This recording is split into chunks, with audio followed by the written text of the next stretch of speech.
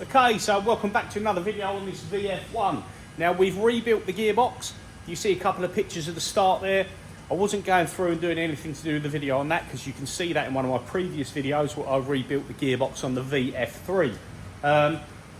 Pretty much exactly the same. It was exactly the same. There was nothing different about it, except this time I didn't require any heat to get the top pulley off. I've done it without heat, but I did heat it putting it back on. Anyway, so the gearbox is back in and the high-low gear change issue is sorted.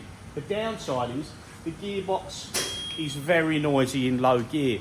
Now this is just because the low gear was burnt over quite badly. I'll put some pictures up. I filed the edges off and things like that to try and get it as good as it could be. But the problem being is I think that it was too far gone, and maybe now there's not full engagement, you get the issue of the noise. And another issue while I'm here, I just want to show you, we've still got this X phasing error. Error occurred in phasing initialisation of the brushless motor. This can be caused by a bad encoder or cabling error. Compressor.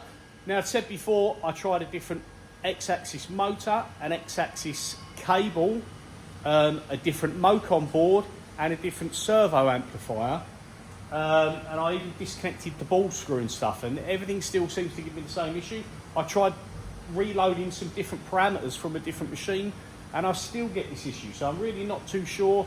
It might be a cable between the Mocon. I'm going to have to do a bit of investigation, but if anyone knows anything about X-phasing error that I might be missing, please let me know. When I start it up, I can literally just reset and it's gone. Now, I haven't cut parts on the machine, but I've run this for 11 hours, changing gear and also just moving the table round on an MDI program, and it didn't error out at all. So whatever that issue is, it doesn't seem to come back when the machine's running. It's just almost every single time on power up. So yeah, if you've got any ideas, let me know, but I've changed quite a few things already and it made no difference. Anyway, so back to this high-low gear issue. See, if we've turned on, we do a power up restart. I'm also sometimes getting an X servo error too large when it homes out. Not every time, but sometimes. Okay, so we're in low gear, so it does the power up restart perfectly now. If we go to MDI, we've currently got it at 150. Obviously you can't hear anything at that speed. Go 500.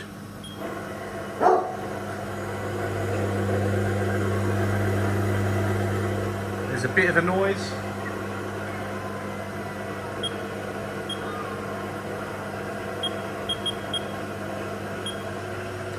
$1,000. You think, oh, it still doesn't sound too bad, but my VF3 is silent. Now the maximum in low gear is 1200. So go 1200.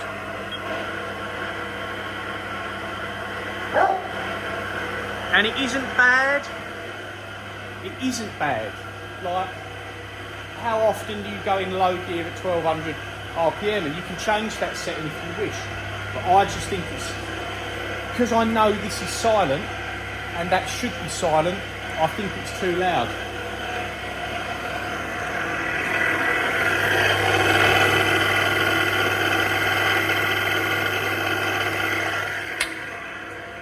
Not sure how well that portrays. I haven't got my little microphone on, but it's a bit noisy. Now, the belts I took off, which were absolutely silent, I threw them away, and the only belts I had were too wide for this machine, and I tried to cut them thinner, and to be fair, I cut them well on the piss, and you're getting a fair bit of belt noise now as well, even in the high gear. So if we just go, we'll go now to 3000, and it will do a gear change. Changes gear beautifully, we have no issues. And if we go back to low gear, change gear again, So we've got no high-low gear issues. Occasionally it will search like it does on some machines. My other one does it as well. And it will probably get better with gear changes as well, to be fair. Just in case there's any burrs there. Over time the gear change will probably get better. But that works. I'm just not so happy about the noise. But because of that, I went and bought another gearbox. Now, this was off of a VF3. This is an earlier gearbox. You can see it's got a shock pin assembly there. So it's slightly different to this, which is a vector drive. This was a inverter spindle drive. It used a Yaskawa A1000 spindle drive, which was only about 4 years old, I believe, when it was put on the machine. But the build date of the spindle drive was 2017. But it was fitted new, and then the machine didn't actually do anything. And I've bought a load of spare, well, I pretty much bought the whole machine, that stripped what I wanted and scrapped the casting. I didn't want it. It was a DC, it was a brushed motor machine. I haven't got the room for a VF3. I wasn't going to repair and try and sell a brushed motor machine because they're just too old and not so called for, and these are old enough now and difficult. Not many people want them, but I didn't want to do a brushed motor machine, so I took loads of stuff off it that I wanted. One thing was the gearbox. So I thought to myself, if this ends up being too noisy, what I'll do is I'll take this gearbox. Basically, the motor and everything upwards is slightly different to this one. Not a lot different, but obviously all this assembly, because it's got a shock pin and that's slightly different. But the gearbox, as far as I'm aware, is going to be the same. The only thing I'm not sure about is where the shaft comes up here. If you look, it's difficult, apologies. Just down there is the belt for the encoder and everything. I'm not sure. That pulley for the encoder is slightly different. So I don't know if the shaft's slightly different, but I'm sure I can sort that out. But basically, if I can use that gearbox on this machine and it's absolutely perfect, then brilliant. Excellent, we've got no issues. So I got that. While I was there, I took the spindle out of the VF3. Now I've just had this coated in WD, but the spindle feels good. I couldn't run the machine because it was well beyond powering up, so I couldn't run this gearbox, but it feels lovely and it's nice and silent, so I'm hoping the gearbox is good, but it doesn't matter. Took the spindle out of it, even if it ends up being for a refurb or something like that, it's a spindle. So if you ever need parts, let me know. And also, while I was there, I bought another machine, which was a VF0, so non-gearbox machine with issues. Don't know if it can be fixed, but we're going to see.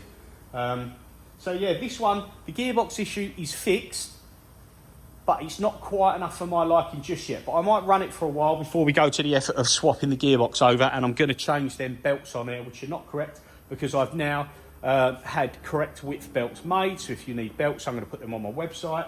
I've got encoder belts that's going to go on the website. They're not on there yet. And I've also got the encoder pulleys for the top of the spindle, shrink fit pulleys that go on, and the pulley for the encoder. They're going to go on the website. If you need anything like that, hit me up and we can sort that out. So what's left on this one is that X-axis phasing error, and then excuse me, if I can get rid of that, then I'll run the machine with a program to see if it cuts okay and see how that works. And if that's good, I will then sort out the noisy ball screw. So that's the order of play. The gearbox, as far as I'm concerned, is done for the moment because of the noise, and it may get quieter. But the X-axis phasing error is kind of bugging me. And the fact that we get servo error too large sometimes. I wonder if I can get it to do anything now if I jog it about. So you see X is a bit noisy.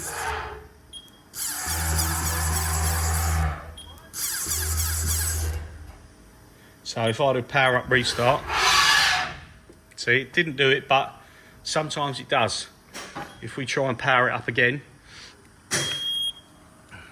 Once or twice I've turned it on and not had the X phasing error. But so far, I think it's only been twice. See, I've got my CNC repairman shirt there. See, X phasing error. Erase. We'll power up. See if we get the X servo too large or anything like that. No, it happens sometimes. It will happen at some point. Just can't get it on video. But I wonder if the X servo are too large and the X phasing issue are somehow interlinked for something that I haven't come across. But maybe you guys will help me out. So that's the update on that. The next update will potentially be if I can sort this phasing error, then I'll be running the machine and I'll do you a video of it, maybe make it apart, because I'm not going to go to the effort of doing much more to it until I know I can solve them. These are really grubby, but I'm going to leave them. I think I might clean them. Obviously I cleaned the outside. I took all the covers off to have a look in this machine, and it's, someone's been in there, they've greased everything up. There's no chips, it's not messy. There's a bit of chips at the back under there, but it's relatively good condition. There's an issue, well, it's not an issue with the tool changer, but this is how I got it. So everything looks okay in general, but it's loose. Don't know if you can see that, but it's not. These are tight, but this whole thing, look at that, is wobbly. I don't think the main nut, locking nut, is actually done up. So I'm going to have to look at that at some point, because as you see in the first video, when you do a tool change, it clonks. And I think because the whole plate is sitting too low, but we'll see. So yeah, small update, nothing too interesting to be honest with you, but I hope you enjoy watching the videos. I still enjoy making them. It takes a little bit of time, but yeah, that's where we are so far. So please like and subscribe to the channel. It really helps. It will make a difference if people subscribe, because I seem to get a lot of views, but really not getting many people subscribing. So I want to make videos, but if it's not, you know, I'm not going to take over earning a living from doing the videos, but I would like people to subscribe to the channel to sort of maybe one day I can get a little bit out of it for doing something, because currently it just eats up a lot of time for not a great deal of reward on my part. But I do enjoy doing them, and it helps out a lot of people, and I appreciate when people message me to just say or even reply in the comments on the videos to say how much it helped them out and how much I appreciate the videos. So I know I said I was going to end the video, but it got the better of me, and I decided to take the gearbox off again. A bit of a pain, but not the end of the world when it's all clean and it's just been put on. So what I done was I stripped down the other gearbox assembly that I had. There's the motor for it, the housing, the top plate. There's the motor and the housing and everything that's off the VF1. This was the 96 VF3. Now this, most of the setup is identical to my VF3, except that had a shot pin assembly, as mentioned before. Now, the two gearboxes are actually different, interestingly enough. So this gearbox is for a 1996 VF3. This gearbox, you can't see it on there, but this was the 2000 VF1.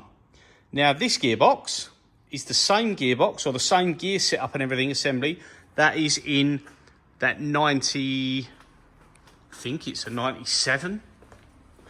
I'll have to have a look now.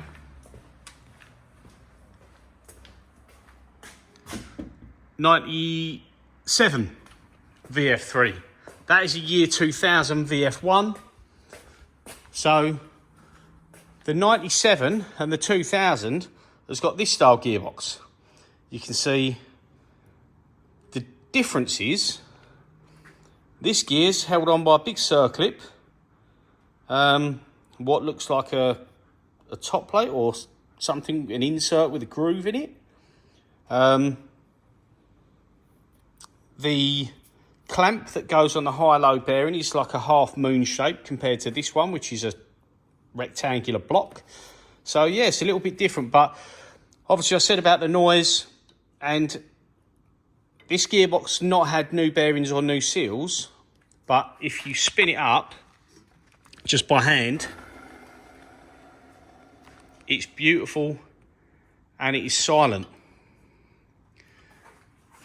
Ignore this bearing because I just popped that off, but if I rest that down there, so this one is the one that's had all new bearings and new seals, and you can hear it's not very nice at all.